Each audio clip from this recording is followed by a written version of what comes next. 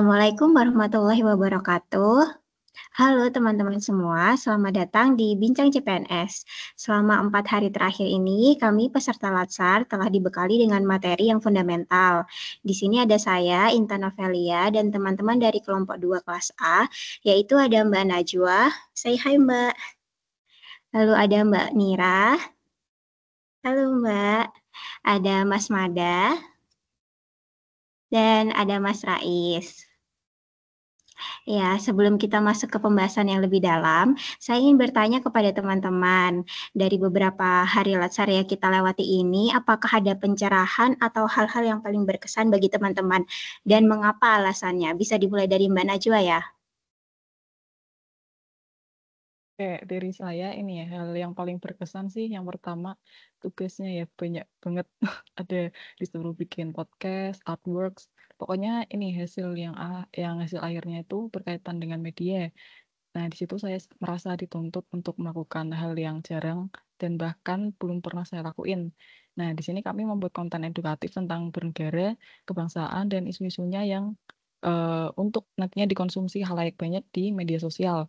Namun di balik itu tentu ada rasa kepuasan ya, udah menaklukkan terjangan tugas-tugas itu tadi dengan teman-teman kelompok ini hingga hari keempat sekarang ini. Dan pastinya setelah mendapat insight baru dari materi-materi yang telah dipaparkan oleh Pak Ikhwan.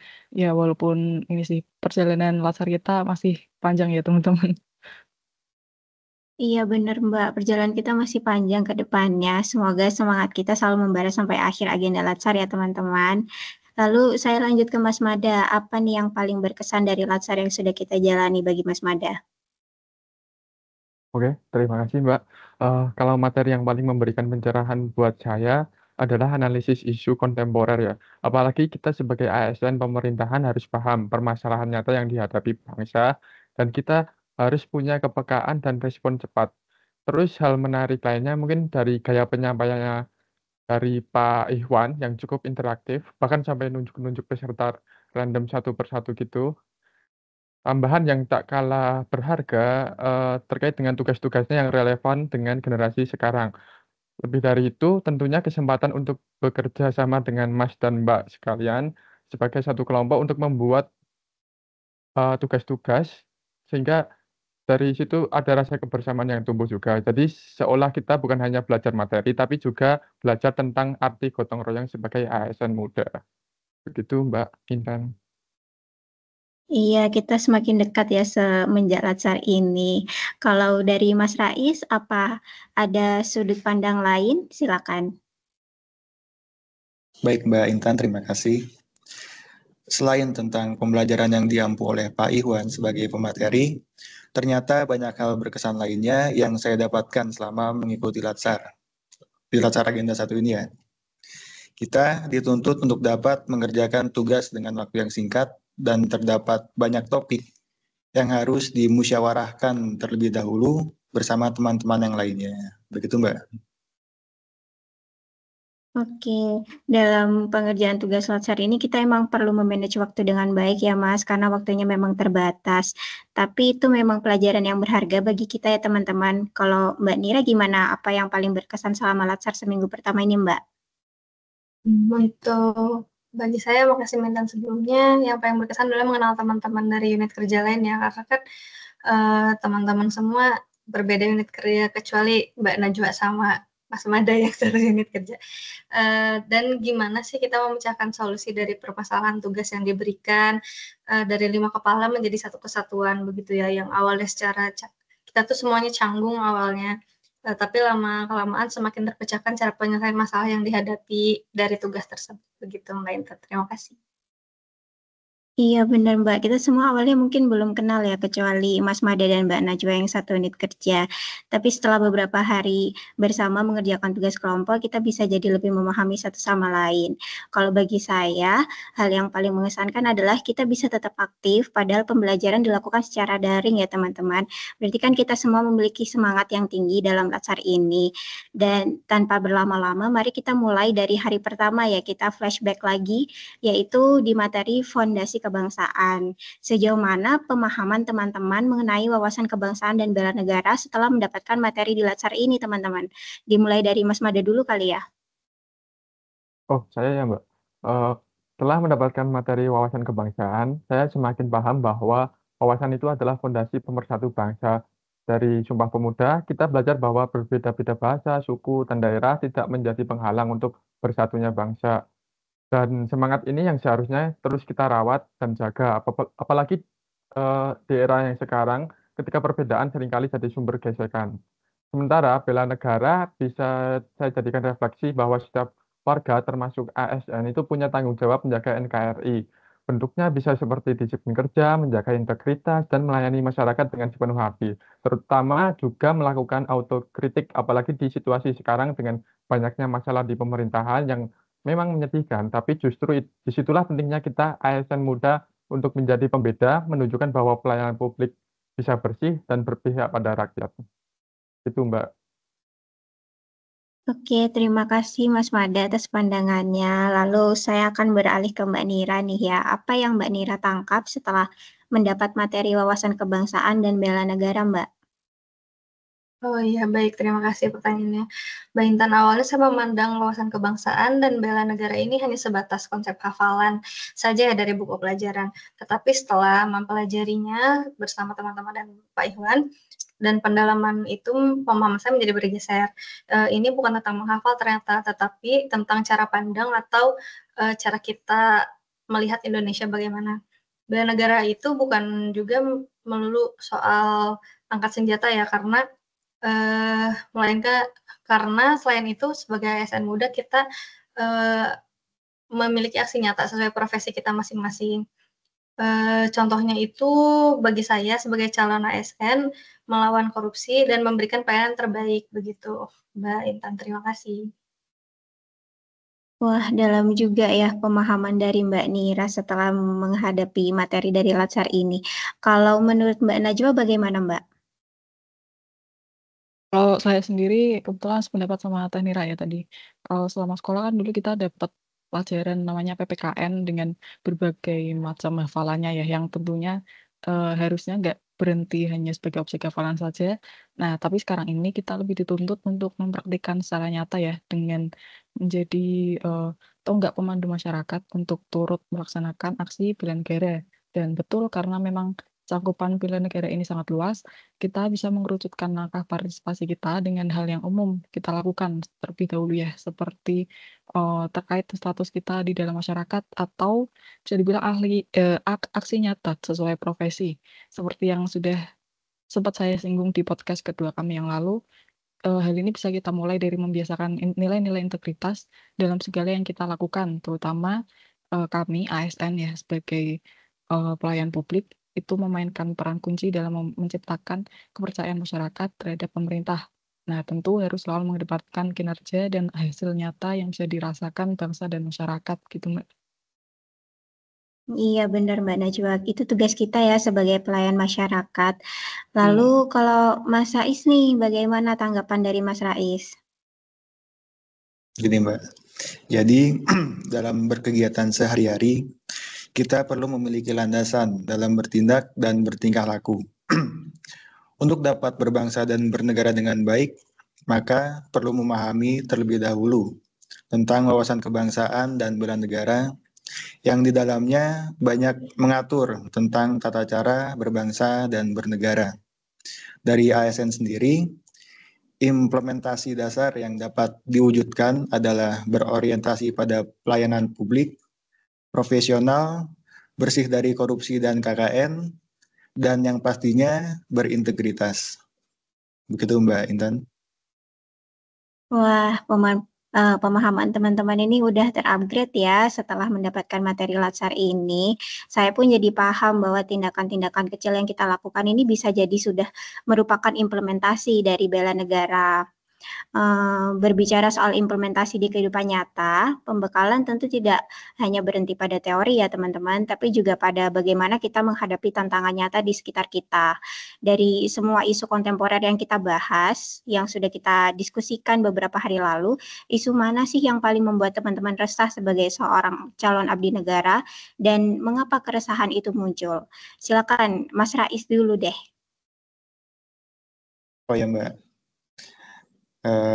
kalau menurut pengalaman saya sendiri ya, setelah saya mempelajari tentang isu kontemporer, ternyata masih banyak permasalahan yang ada di lingkungan sekitar saya.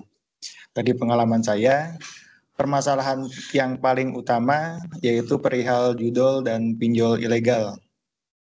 Jadi mereka tidak hanya menyasar orang dengan, mohon maaf ya, SDM yang rendah, bahkan teman-teman saya yang dari latar belakangnya sarjana masih banyak yang bermain judi online dan terlilit hutang di pinjaman online ilegal. Mereka seakan terhipnotis dengan janji manis judi online dan pinjol ilegal tersebut. Keresahan yang saya rasakan dari adanya kegiatan tersebut adalah bukan hanya mereka saja yang dirugikan, melainkan teman-teman di sekitarnya juga seringkali diminta untuk meminjamkan uang untuk istilahnya dalam tanda kutip ya, gali lubang tutup lubang, begitu Mbak. Iya benar Mas, masalah pinjol dan judol ini emang tidak hanya merugikan bagi orang yang melakukan ya, tapi berdampak juga ke orang-orang di sekitarnya. Kalau bagi Mbak Nira, apa isu kontemporer yang paling meresahkan Mbak? Oh iya baik. Baik, dan menurut saya isu yang membuat resah bagi diri saya adalah korupsi ya, apalagi akhir-akhir ini berita yang kita saksikan itu banyak sekali membahas mengenai isu korupsi. Sebagai calon ASN yang akan mengelola amanah publik, keresahan saya adalah potensi terbesar negara ini tergerus selalu ya oleh korupsi ini, sehingga kepercayaan publik kepada ASN dan DPR dan lembaga-lembaga lainnya itu berkurang begitu, karena korupsi itu menyerang dari dalam seperti kanker seperti itu. Karena korupsi itu pengkhianatan langsung terhadap kepercayaan masyarakat yang seharusnya menjadi modal kita dalam bekerja, begitu Mbak Intan. Iya Mbak, benar. Terutama akhir-akhir ini ya, kita tahu banyak sekali kasus korupsi yang diberitakan. Kalau dari Mbak Najwa, apa isu yang meresahkan bagi Mbak Najwa? Kalau di lingkungan sekitar saya sih ini ya, tidak lain itu kencangnya seruan hashtag kabur aja dulu itu ya Mbak. Karena itu sejujurnya saya juga sempat terpikir untuk jadi salah satu dari gerakan tersebut ya. Tapi yang bikin saya masih bertahan di sini adalah itu ada ketukan dalam hati saya yang membisikkan kalau semua orang yang kompeten, yang masih punya kesadaran dan keinginan untuk berkembang pada pergi, nanti siapa yang akan memperjuangkan bangsa ini ke depannya? Rela nanti kalau bangsa ini hancur oleh segelintir orang jahat yang kebetulan saja saat ini punya jabatan yang mereka ya. Dan kemudian pengumuman bahwa saya menjadi bagian dari insan PU ini yang menjadi hentakan yang meyakinkan diri saya bahwa memang masih ada jalan untuk perjuangan generasi penerus membawa Indonesia menuju bangsa yang lebih baik. Nah, gaungan hashtag kabur aja dulu ini memang muncul karena berbagai kebijakan pemerintah yang masih mengecewakan publik ya. Tapi menurut saya teruskan saja pemikiran dan sikap kritis kita itu. Perjalanan kita memang beragam ya, tapi jangan sampai berita-berita mengenai ketidakkompetenan pemerintah ini mematahkan harapan dan cita-cita akan masa depan Indonesia. Kabur itu menurut saya hanyalah jeda sesaat dari sebuah permasalahan. Gitu, Mbak. Oh iya, seperti video yang sudah kita pernah buat ya Mbak, kabur hanya boleh dilakukan untuk istirahat dan kembali lagi dengan kondisi yang lebih kuat untuk mengemban tanggung jawab kita sebagai warga negara. Sekarang saya lanjut ke Mas Mada, gimana Mas? Dari semua isu kontemporer yang udah dibahas, yang paling membuat saya resah itu maraknya hoax. Saya rasa keresahan ini muncul karena hoax itu mampu memecah belah persatuan hanya dengan satu video saja. Dan dampaknya jauh lebih besar dari sekedar misinformasi, tapi juga bisa menimbulkan kebencian, kekerasan, krisis kepercayaan, dan bahkan polarisasi ekstrim di masyarakat. Karena itu, saya merasa perlu ada aksi nyata. Dari hal ini juga sebenarnya memotivasi saya untuk membagikan konten edukatif di medsos. Harapannya agar algoritma medsos yang bernuansa pembelajaran juga dapat menjadi konsumsi publik yang utama. Itu Mbak dari saya. Oke, terima kasih Mas Mada. Ternyata banyak sekali isu yang kita hadapi ya teman-teman. Semangat belajar kita kadang tinggi saat pelatihan, namun bisa aja menurun saat kembali ke rutinitas, terutama dengan banyaknya berita negatif terkait isu yang kita ketahui sebelumnya. Pertanyaan saya selanjutnya, untuk mencegah hal itu, algoritma kebangsaan seperti apa yang akan teman-teman install dalam diri masing-masing untuk dijalankan setiap hari, maaf. Dimulai dari Mbak Nira. Baik, terima kasih Mbak Intan untuk pertanyaan tersebut. Algoritma yang akan saya install adalah algoritma integritas, karena baris kodenya itu sangat jelas, tolak segala sesuatu yang bukan hak saya, sekecil apapun bentuknya. Ini adalah komitmen saya untuk menjaga kebersihan diri dan institusi sejak hari pertama mengikuti. Dasar begitu, Mbak Intan, terima kasih. Oh, bagus sekali Mbak Nira. Lalu bagaimana dengan Mbak Najwa? Tadi ngomongin tentang algoritma kebangsaan ya. Dari algoritma Iya, ini, benar Mbak. seringkali kan kita dalam diskusi online itu di media sosial, kita menemukan akun-akun yang berusaha memecah pendapat ya dengan pernyataan yang menggiring ke sebuah narasi tertentu yang sering kita sebut sebagai buzzer. Dan mereka nggak jarang memang dikerahkan untuk memanipulasi dan menggoyahkan pemikiran-pemikiran seiring kita konsumsi diskusi online tersebutnya. Dan dari itu yang saya terapkan itu membatasi pikiran agar tidak mudah tergiring opini di media sosial dengan cari titik terang dan kejelasan dari sebuah berita atau isu terlebih dahulu. Nah, hal ini kalau nggak kita garis bawahi dengan seberapa luas dan bebasnya akses terhadap media sosial itu, kita akan rentan jadi korban dari penggiringan opini tersebut yang dalam beberapa kasus memang dapat mengancam nilai-nilai kebangsaan. Iya, itu benar Mbak. Kita harus memberikan filter pribadi ya, agar kita tidak mudah percaya pada hoax. Kalau dari Mas Rais, apa algoritma kebangsaan yang akan Mas Rais install? Baik Mbak, untuk dapat menjaga ritme semangat belajar dan kebangsaan, dalam bidang media sosial, saya berusaha agar algoritma di media sosial saya hanya berputar di bidang pembelajaran dan kebangsaan. Nah, cara yang dapat saya lakukan yaitu merespon postingan edukatif dan kebangsaan, serta sebisa mungkin memposting informasi pembelajaran dan pentingnya berbangsa dan bernegara dengan baik. Begitu, Mbak. Terima kasih. Mbak. Iya, ide yang baik ya Mas Rais. Kalau dari Mas Mada sendiri mau membuat algoritma yang seperti apa Mas? Kalau saya terinspirasi dari sistem medsos sih. Jadi sering saya terjebak dalam doom scrolling untuk pelampiasan dengan mengonsumsi konten useless di beranda yang sebenarnya nggak dibutuhin. Dari situ saya belajar untuk menginstal konsep algoritma pribadi untuk memilah konten seperti apa yang bakal muncul di FYP saya.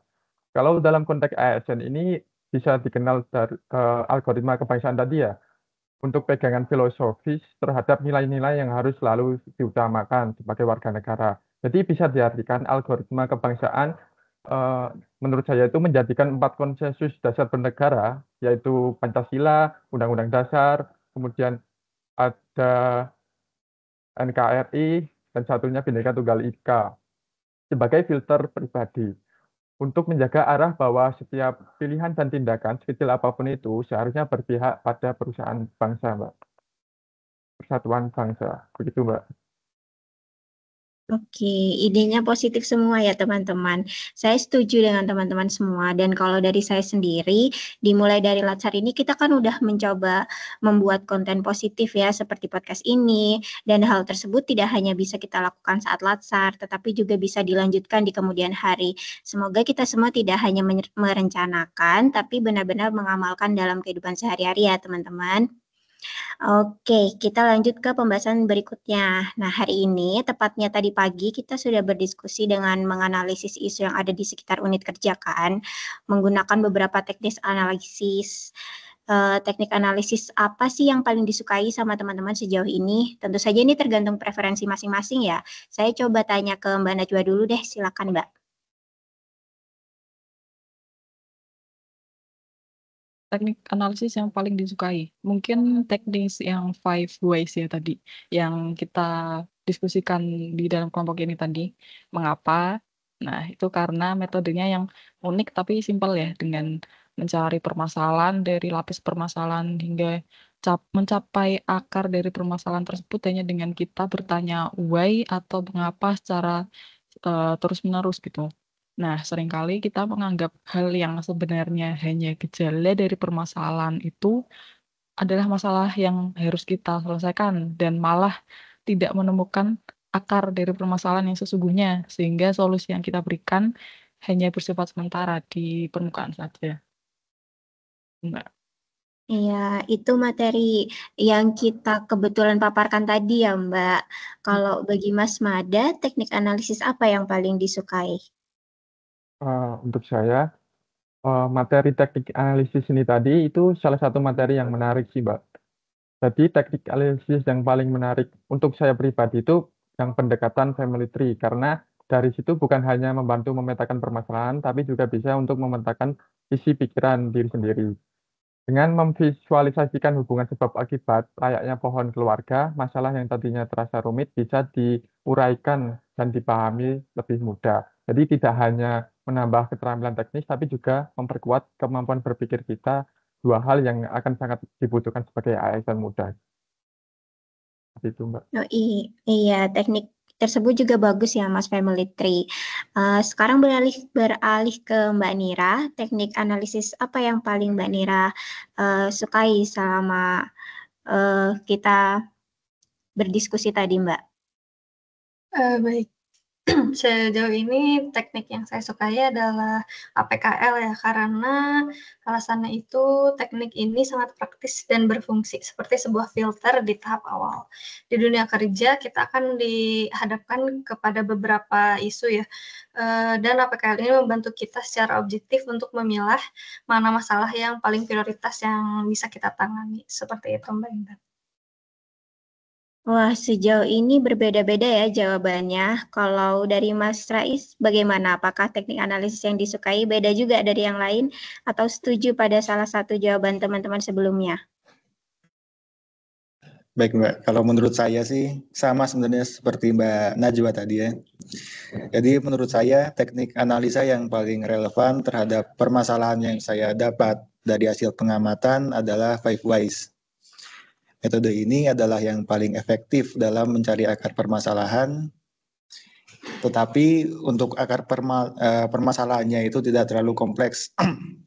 Nah, menurut saya jika permasalahan tersebut dapat diselesaikan dengan analisa yang simpel, maka kita tidak perlu menggunakan teknik analisa yang rumit. Seperti itu Mbak Intan. Oke, terima kasih teman-teman atas jawabannya. Apapun tekniknya pasti memiliki keunggulan masing-masing ya. Yang penting adalah kita menggunakannya untuk menganalisis isu-isu yang telah kita temukan serta mencari solusi dari permasalahan tersebut. Sebagai penutup diskusi kita yang luar biasa ini, saya ingin meminta setiap rekan untuk merangkum seluruh esensi pembelajaran ini dalam satu kalimat komitmen untuk bangsa yang bisa menjadi inspirasi bagi semua ASN yang mendengarkannya. Dimulai dari Mas Mada, silakan. Oke, Mbak. Kalau saya berkaitan dengan ini, Mbak, memulai. Jadi permulaan memang salah satu bagian yang tersulit, tapi hanya di situ awal dari sebuah perubahan bisa terjadi. Wah, terima kasih Mas Mada untuk kata-katanya. Lalu bagaimana dengan Mas Rais? Kalau dari saya, jadilah agen perubahan di tempat kita bekerja untuk masa depan bangsa Indonesia. Betul, Mbak? Oke, terima kasih Mas Rais untuk kata-katanya. Lanjut ke Mbak Najwa, silakan Mbak. Kalau dari saya mungkin nggak cuma untuk teman-teman ASN ya, tapi ke masyarakat luas yang kayak saya tadi yang kepikiran untuk kabur aja dulu. Jadi kabur itu hanya bisa memberikan jeda sesaat dari permasalahan ya. Jadi kembalilah saat sudah merasa kuat untuk membawa solusi dari permasalahan tersebut. Sekian, Mbak. Wah, terima kasih Mbak Najwa atas kata-katanya. Dan last but not least, Mbak Nira, silakan. Baik. Dari saya adalah fokus pada profesionalisme dan dampak bagi masyarakat. Begitu, Mbak Najwa. Terima kasih. Oke, saya Intan ya Mbak, bukan Mbak Najwa.